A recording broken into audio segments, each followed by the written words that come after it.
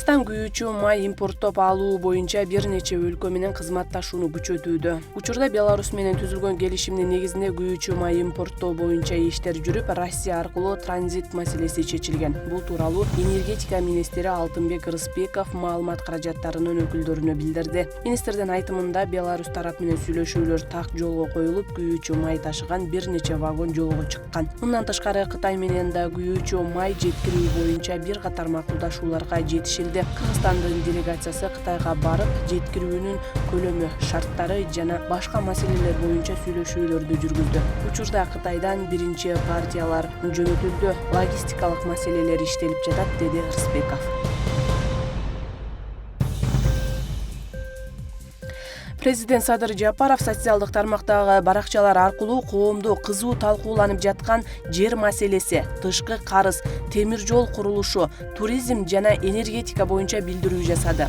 Анда өлкө башчысы өлкөдө туризм тармагынын өнүгүшү жана чет элдик меймандардын агымы боюнча көрсөткүчтөр тууралуу айтты. Мамлекет башчысынын айтымында, эгер 2020-21 жылдарга чейин өлкөгө жылына 2-3 миллион гана турист келсе, бүгүнкү күндө бул көрсөткүч 13 миллионго жетти. Бул экономиканын өскөнүн, өлкөбүздүн аты дүйнөгө дүңгүрөп, туризмди өзүнө тартып жатканын билдирет. 2 эсе көп туристти келгени ИПДнын өсүшүнө 4-5% кошумча салым болду.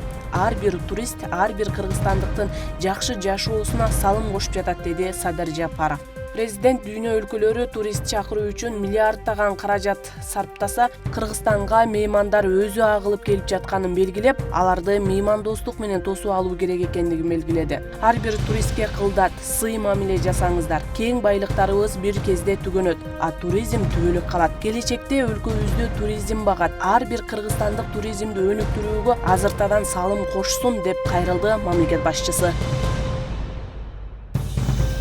Дарыяларда, жайкы сезондо дарыяларда, көлмөлөрдө жана каналдарда эс алуу учурунда коопсуздук эрежелерин так сактоо зарыл. Өзгөчө Кырдаалдар министрлиги бир катар кеңештерди сунуштайт. Сууга мас абалында түшпөңүз, балаңызды кароосуз калтырбаңыз, тыюу салынган жана мезгилсиз жерлерде сүзбөңүз, катуу аккан сууларга жана каналдарга жакындабаңыз.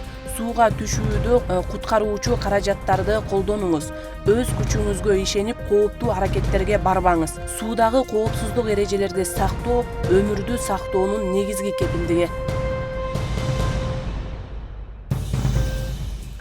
Билим берүү реформасы ар бир бала үчүн бирдей мүмкүнчүлүк түзүүгө багытталган. Бул тууралуу Агартуу министри Догдургүл Кендирбаева ЖРТдан жогорку бал алган жана алтын сертификатка ээ болгон бүтүрүүчүлөргө президенттик сертификаттарды тапшыруу аземинде билдирди. Анын айтымында, быйыл ЖРТда эң жогорку жыйынтык көрсөткөн бүтүрүүчүлөр өлкөнүн алдыңкы жогорку окуу жайларына артыкчылык менен автоматтык түрдө кабыл алынды. Алардын арасында чет өлкөлөрдүн дүйнөлүк деңгээлиндеги университеттерине тапшырып жаткан бүтүрүүчүлөр да бар. Бүгүнкү күндө дүйнө жүзүндө адам капиталы үчүн атаандаштык күчөдү. Мамлекеттер алгач адам төрөлүп, бала бакча, андан кийин мектепке билим алып, жогорку окуу жайына өтүп, аны мыкты адис болуусун күткөндөн көрөкчө жетилген мыкты жаштарды өз өлкөсүнө тартууга кызыктар болуп жатышат. Анткени жогорку билимдүү жана атаандаштыкка жөндөмдүү жаштар өлкөнүн экономикалык өнүгүүсүнүн негизги кыймылдаткыч күчү болуп саналат, деди ал.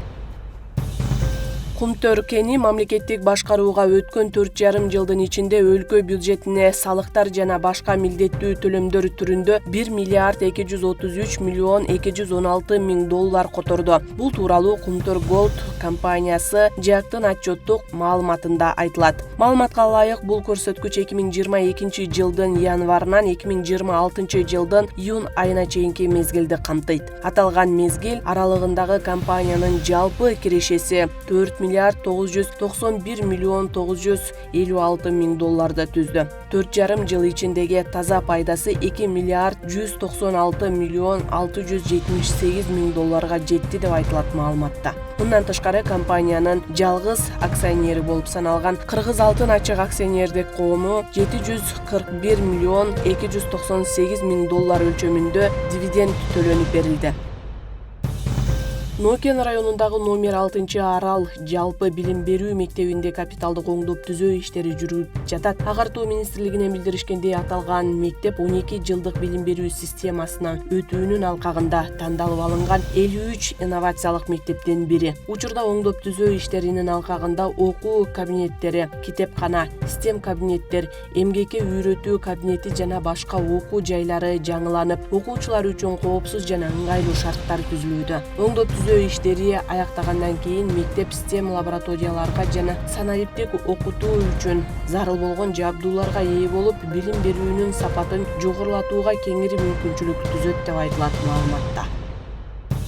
Ысык көл облусунун Сыр жайлоосунда өстүрүлгөн ак түстөгү кыргыз топозу кыргыз ак топозу аталышындагы жаңы порода катары мамлекеттик каттоодон өттү. Маалыматка ылайык 2014-2026 жылдары жүргүзүлгөн селекциялык иштердин натыйжасында бийик тоолуу шарттарга ылайыкташкан жогорку өндүмдүү жаңы порода чыгарылган. Анда сапаттуу ак жүндүү ТВТ менен айырмаланып, текстиль тармагы үчүн баалуу чейке зат болуп саналат. Адистерден белгилешкендей, жаңы породанын мамлекеттик каттоодон өтүшү асыл тукум мал чарбасын өнүктүрүүгө, улуттук генетикалык ресурстарды сактоого жана экспорттук мүмкүнчүлүктөрдү кеңейтүүгө өбөлгө түзөт.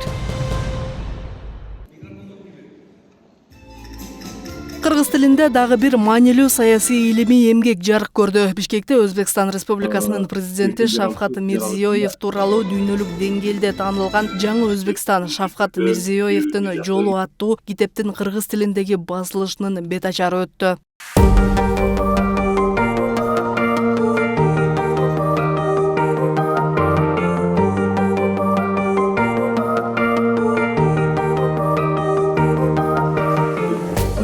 Алыкул Осмонов атындагы Кыргыз Республикасынын улуттук китепканасында өткөн салтанатка мамлекеттик жана коомдук ишмерлер, дипломатиялык корпустун өкүлдөрү, окумуштуулар, маданият кызматкерлери жана жалпыга маалымдоо каражаттарынын өкүлдөрү катышты.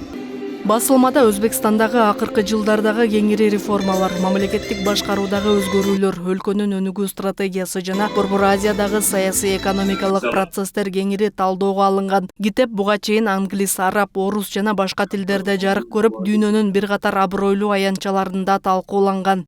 Рафиков Кудратилла деген Олий Мejlistин депутаты Шавкат Мирзиёевдин ишмердиги жөнүндө атайын китеп жазган экен. Ошол китеп кыргызча которулуп, азыр биз ошонун ачылышын жасаганы турабыз. Китептин өзүнүн мазмуну боюнча айта турган болсок, ушул китеп чындап эле президент Мирзиёевдин көз карашы, кылган иштери, биздин президентибиздин Садыр Нурбаевдин жасап жаткан иштери менен абдан үндөш экен. Бул эки өлкөнүн жетекчилери мынчалык үндөш иштерди жасап жаткандыгы, демек пикирлеринин, көз караштарынын бирдейлигин көрсөтөт.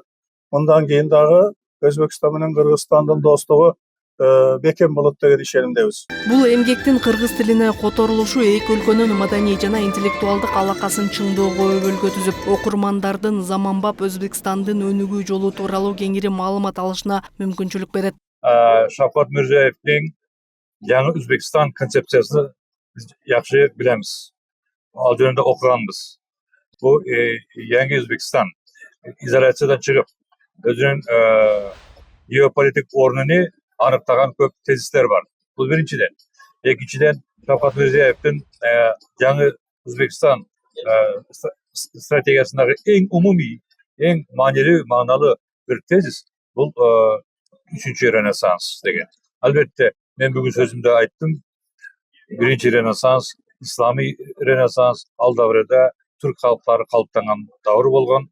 Ал Ренессанска кыргыз дагы, казак жана башка түркий халыктар, кошо халыктар өзбектерге авторлошпуз деп такай айтып берем. Экинчи Ренессанс, Тимурилер заманындагы, Алишер Наваи заманындагы Ренессанс. Бул дагы өзбек тарыхындагы эң бир бүйүк давыр болду. Бул давырга башка халыктар дагы авторлош. Үчүнчү Ренессанс бул өтө маанилүү, өтө эрекче маселе.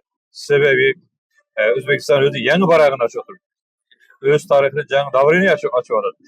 Экономик жактан, саясий жактан биз ага албетте автолож болобузбу жокпу билмеймин, бирок биз ага пикирлашпыз, саналашпыз. Biz Özbekistan'daki 3. renesansın yüzde karşısına daim tilekteşiz. Врачтар кызыңыздын 1,5 сааттык өмүрү калды. Даярдан айрың тууган уруңузду чакырып дешип. 1 жыл мурун Айтонук Мамыразакова бөйрөгү ооруп диализ алууга мажбур болуп калган. Ошондон тарта анын үй бүлөсү кызын сактап калуу үчүн бардык мүмкүнчүлүктөрдү издеп баштаган. Туркияга алып барууну да пландашкан, бирок документтеги көйгөйлөрдөн улам бул сапар ишке ашпай калган. Үмүтүн үзбөгөн ата-энеси Ош мамлекеттик университетинин медициналык клиникасына кайрылышкан. Катуу ошо пневмония болуп, ыстымалап ошо реанимацияга түшүп калды. Инфекционныйда 1 айдай жатты. Ал жерде жатып анан реанимацияга түшүп, врачтар кызыңыздын 1,5 сааттык өмүрү калды. Даярдан айрың тууган уруңузду чакырып дешип. Анан ошо реанимациядан чыгып кетти кызым. Анан ушу Бексултанды угуп, больницадан чыгарып алып эле туура анан бул жака алып келдик. Алып келип анан бул жерде 40 күн жатып, Бексултан өзү восстановить кылып алды кызымы жакшы кылып. Айтунукка анын агасы донор болуп бөйрөк алмаштыруу операциясы ийгиликтүү жасалды. Учурда бейтаптын абалы туруктуу. Ал дарыгерлердин көзөмөлүндө дарылануусун улантып, акырындык менен кадимки жашоосуна кайтып келе баштады. Ишенсеңиз, бул жерде мен 20 күн уктабадым. Бул кыздын айынан 20 күн күнү түнү карайбыз. 20 күн медсестра уктабайт. 20 күн лаборатория кетпейт.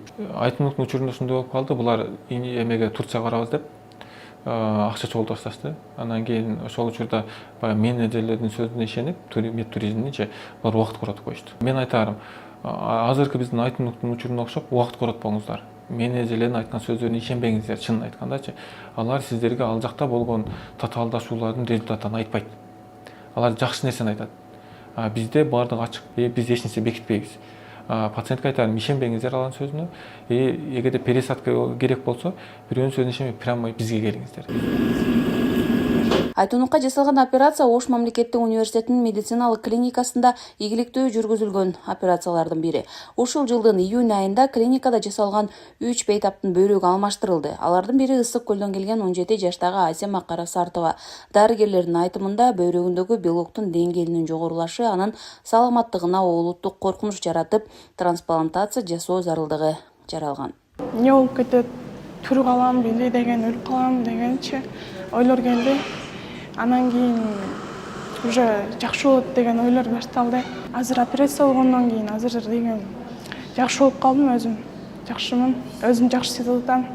Азыр деген кубанычтан бутка туруп жакшы болуп кеткениме Кудай буйрса ата-энемдердин ыңдайында жыргап жашап жүрө берейин. Ош мамлекеттик университетинин медициналык клиникасында түштүк аймагы боюнча алгачкы бөйрөк алмаштыруу операциясы 2025-жылы жасалган. Андан бери 1 жыл ичинде 8 бөйрөк жана 3 боор трансплантациясы ийгиликтүү жүргүзүлдү.